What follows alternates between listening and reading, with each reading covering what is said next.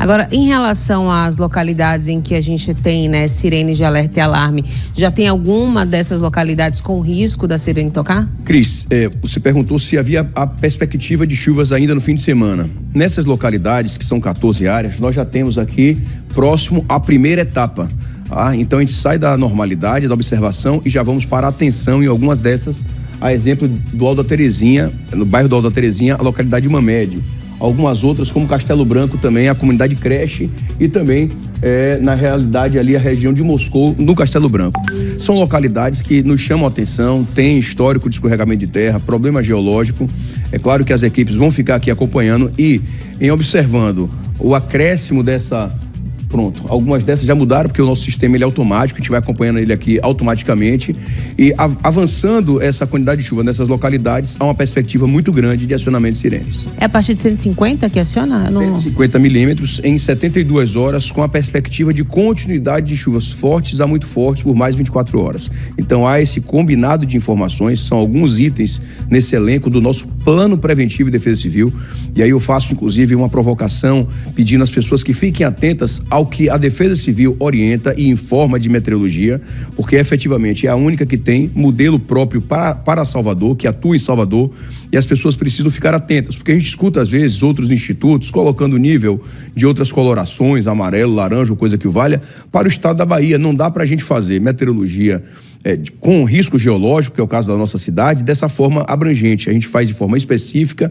para garantir que o soteropolitano esteja em segurança. Agora, Sóstenes, ainda falando dessa questão da chuva, de áreas de risco, né? Ontem eu fui ali na Rua D, que fica no Alto do Cabrito, e aí lá tem uma situação de uma encosta, né? E são 5 casas, 5 famílias, a Codesal inclusive colocou uma lona, e a gente conversou com o morador, porque ele alegou que a Codesal disse que por se tratar de uma área privada, não teria como resolver este problema. Como é que funciona, né, nesse tipo de situação? Quando é uma área privada, mas oferece um risco, como que a Codesal age? Porque a gente sabe que quando, infelizmente, acontece, né, o desastre, a Codesal vai para lá. Eu queria só entender como é que funciona situações como essa. Nós realizamos vistorias tanto no público quanto no privado, acionados pelo 199, seja no edifício que esteja em risco, é privado, nós fazemos a vistoria, seja numa área pública, como em alguma encosta de algumas das vias importantes da nossa cidade, nós também realizamos as vistorias. O desdobramento disso se dá de formas distintas. Quando é privado, nós encaminhamos para que o proprietário promova aí a contratação de um profissional habilitado pelo CREA ou pelo CAL, um engenheiro, um arquiteto, para a realização da intervenção. E encaminhamos também para que a Secretaria de Desenvolvimento Urbano, a SEDU, tenha conhecimento e faça as notificações cabíveis.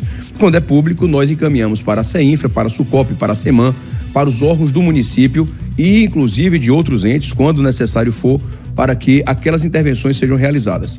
Vai depender de caso a caso, com cada uma das características daquela ocorrência em tela.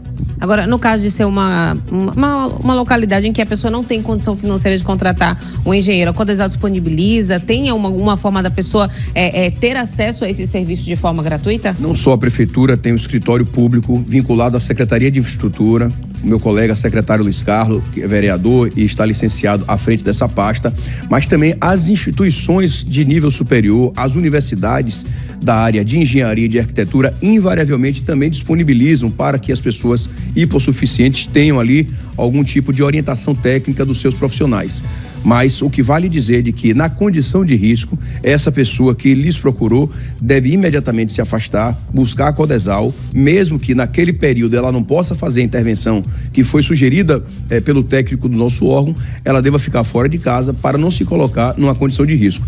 Isso também vale informar de que nós temos institutos sociais vinculados à Secretaria de Promoção Social, como Auxílio Emergência, Auxílio Aluguel, para que elas estejam cobertas nesse momento de maior intensidade de chuvas na nossa cidade. Então, há todo um sistema municipal de proteção e defesa civil que desde a época do então prefeito Assemineto, quando nós reestruturamos a Codesal em 2016, aos dias atuais, de forma muito mais intensificada, com o prefeito Bruno Reis e a vice-prefeita Ana Paula Matos, nós sempre atendemos a população com o intuito de que as chuvas passem e de que as vidas sejam preservadas. Perfeito. Agora, em relação ao valor do auxílio aluguel, né, que a gente sabe que, infelizmente, ainda não é um valor que contempla, né, de fato, um aluguel hoje em dia, porque tá tudo muito caro. Existe algum projeto, algum estudo para que futuramente, ou talvez não tão futuramente assim, este valor venha a aumentar? Já houve um aumento, inclusive. O auxílio aluguel era de R$300 até o ano passado. Houve uma majoração para R$400. Trata-se de um auxílio. É uma forma da pessoa que é orientada a sair da sua casa, poder estar numa condição de segurança, auxiliando esse novo aluguel, dessa nova edificação, dessa nova moradia, numa condição de segurança. Então já houve essa majoração de R$300 para R$400, que é o que está em vigor atualmente.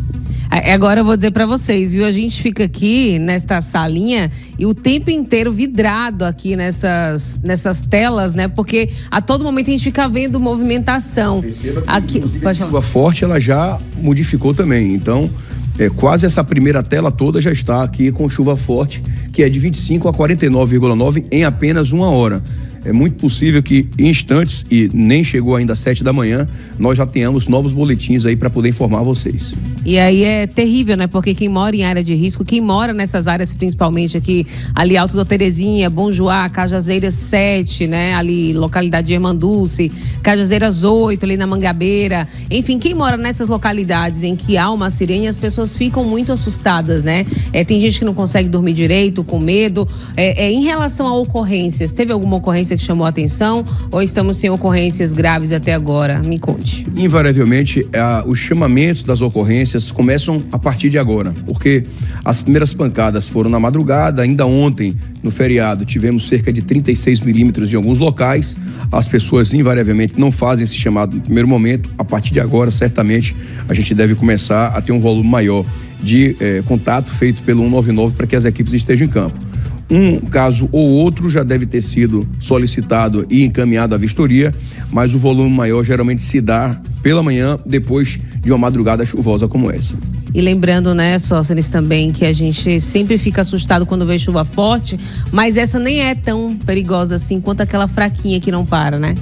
Você falou muito bem, Cris. Se a gente passa por um tempo de sol muito extenso, o que a gente estava vivenciando, e vem uma chuva forte e ela para, o problema pode acontecer, mas a chance é menor de um desdobramento.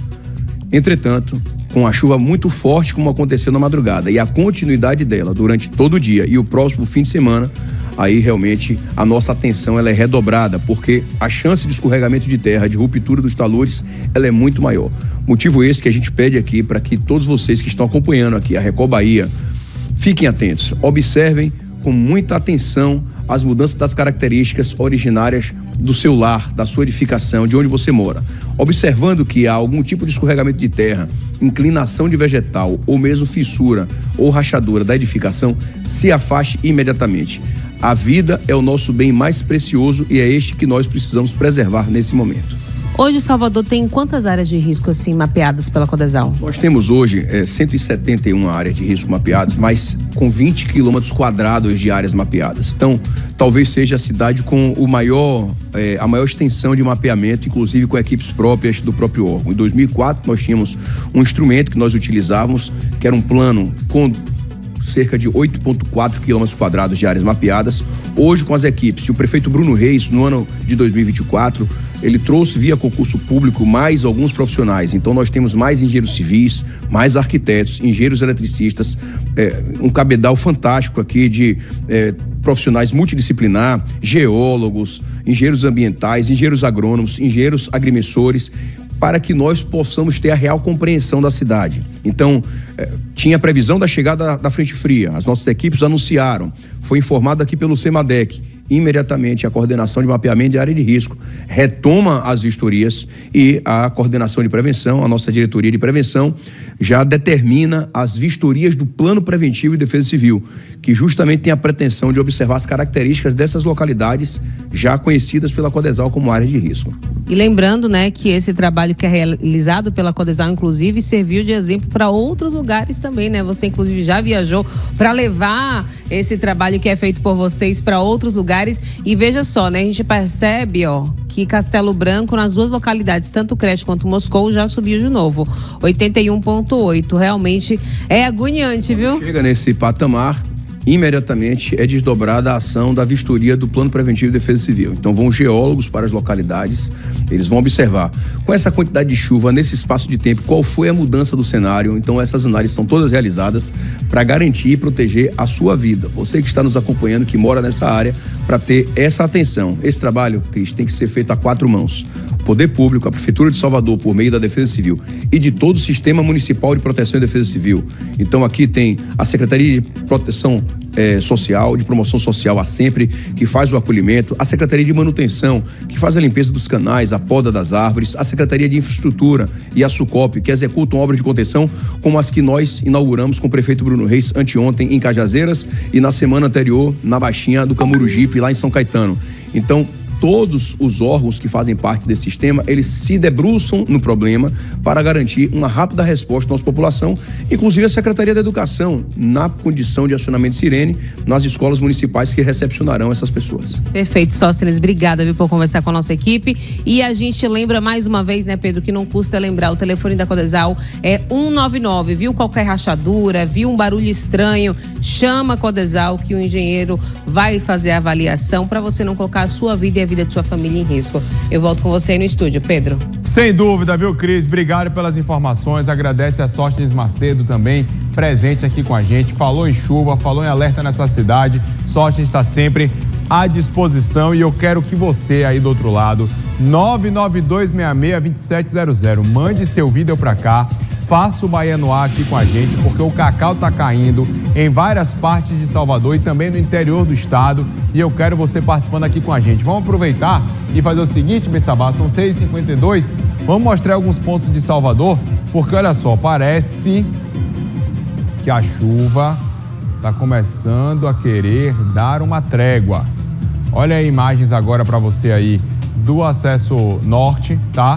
Do acesso norte. O tempo ainda está bem estável lá para o lado do Retiro, né? Mas parece que ali no acesso norte, Bonocô, a chuva já deu uma trégua. Deixa eu ir com o Almir, nosso Motolink, que está na Avenida Paralela. Vamos mostrar aí a paralela.